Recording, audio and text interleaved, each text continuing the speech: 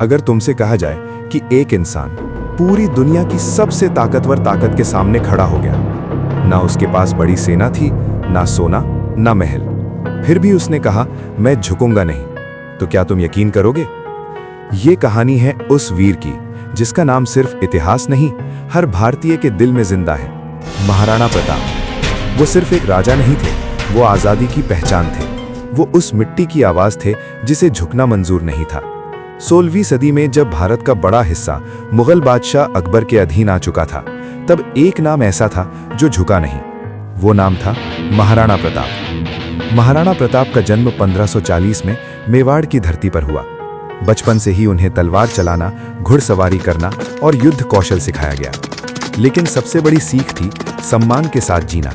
उनके पिता उदय सिंह ने मेवाड़ की रक्षा के लिए संघर्ष किया और वही जज्बा प्रताप के अंदर भी जलता रहा।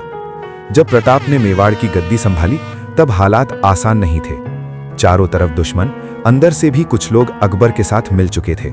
लेकिन प्रताप ने हार मानना नहीं सीखा था। उन्होंने अपने सैनिकों से कहा, हमारे पास कम है, लेकिन जो है वो सच्चा है।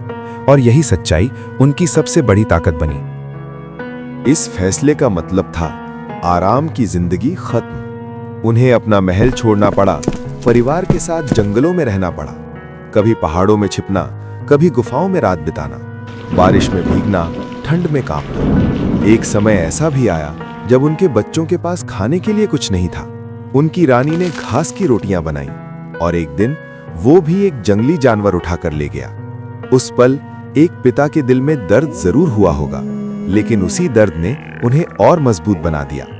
उन्होंने ठान लिया, भूख सह लेंगे लेकिन गुलामी नहीं करेंगे। और यही फैसला उन्हें महान बनाता है। फिर आया वो दिन जिसने इतिहास में आग लगा दी, बैटल ऑफ हल्दी घाटी। 1576 हल्दी घाटी का मैदान। एक तरफ थी मुगल सेना, हजारों सैनिक, हाथी, घोड़े और आधुनिक हथियार, और दूसरी तरफ महाराणा प्रताप अपनी छोटी लेकिन बहादुर सेना के साथ। उनके साथ था उनका सबसे वफादार साथी चेतक।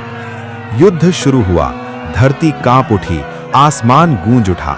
महाराणा प्रताप दुश्मनों के बीच ऐसे घुसे जैसे शेर अपने शिकार पर टूटता है। उन्होंने दुश्मन के सेनापति पर सीधा हमला किया, इतनी ताकत से वार किया कि दुश्मन भी डर गया। उनकी तलवार सिर्फ लोहा नहीं काट रही थी, वो डर को भी चीर रही थी। लेकिन इसी दौरान चेतक के पैर में गहरी चोट लग गई। वो घायल था लेकिन रुका नहीं। वो अपने महाराणा को लेकर दुश्मनों की सेना चीरता हुआ निकला। और फिर सामने आई एक गहरी खाई। उस समय या तो रुकना था या जान जोखिम में डालकर छलांग लगानी थी। चेतक ने बिना सोचे छलांग लगा दी। महाराणा प्रताप सुरक्षित पार हो गए, लेकिन चेतक वहीं गिर पड़ा। उसने अपनी आखिरी सांस तक अपने मालिक का साथ नहीं छोड़ा। उस दिन एक योद्धा बच गया और एक वफादार साथी अमर हो गया। हल्दी घाटी का युद्ध खत्म हुआ, लेकिन कहानी नहीं। महाराणा प्रताप को पीछे हटना पड़ा, लेकिन उन्होंने हार नहीं मानी। उन्होंने जंगलों में रहकर अपनी ताकत फिर से जुटाई। उनके साथ थे कुछ सच्चे लोग जो हर हाल में उनके साथ खड़े रहे। भामाशाह जैसे वफादार साथियों ने अपना सब कुछ दान कर दिया ताकि महाराणा फिर से सेना खड़ी कर सकें। धीरे धीरे उन्होंने छोटे छोटे किलों को वापस जीतना शुरू किया। हर जीत छोटी थी, लेकिन उसका असर बड़ा था। और फिर एक दिन मेवाड़ का बड़ा हिस्सा फिर से उनके कब्जे में था।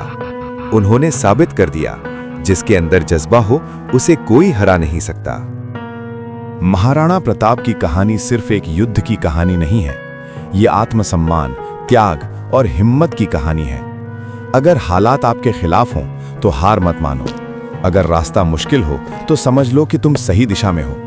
अगर दुनिया झुकने को कहे तो और ऊंचा खड़े हो जाओ। और याद रखो, सम्मान खोकर जीना असली हार है। आज हम जिस आजादी में सांस लेते हैं वो ऐसे ही वीरों की वजह से है। इंडिया। तो अगली बार जब कोई पूछे कि तुम्हें किस बात पर गर्व है, तो सीना ठोक कर कहना, हमें महाराणा प्रताप जैसे वीरों पर गर्व है।